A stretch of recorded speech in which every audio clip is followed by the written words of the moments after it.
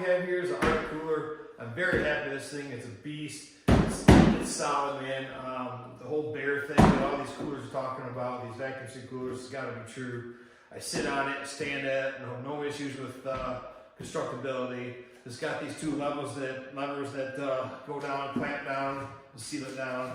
It's got the rubber gasket up here to keep it closed. On the inside, it's like any other cooler. It does have two slots here. When you buy it, it comes with a divider that goes in there, and it's a freezer pack, so you freeze it, and it works really well. One thing about these is I do a lot of cooking, and if you've never used a cooler for like a food warmer, it acts the same way in the summer, I guess, that I'm getting at. So if it's like 90 degrees outside, this thing will keep the stuff warm as well as cold. So the trick is using a cooler so you don't waste a bunch of ice, is keep it in a basement or someplace cool if you're trying to keep stuff cold, because it takes a while to cool these walls down.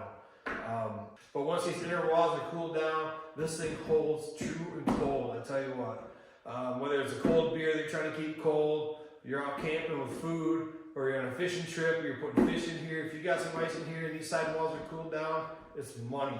I do not regret buying this cooler. One other, I think I should show you, both sides have a drain plug here.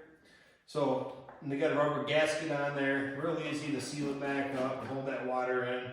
If you want to let that water out, you just open it up a little bit, water will trickle out, and then you can close it back up, just keep ice, add more ice. And that's for like a 2-week trip. Unless you're cooling down a 90-degree cooler, then obviously you can go through more ice, a lot more ice. And then on both sides, you got the rope, the handles, so it's really easy to move. Yeah, this is built like a tank. I actually love it. We use it every camping trip. We use it a couple times for just, food, but primarily it's beer in the back of the truck and groceries.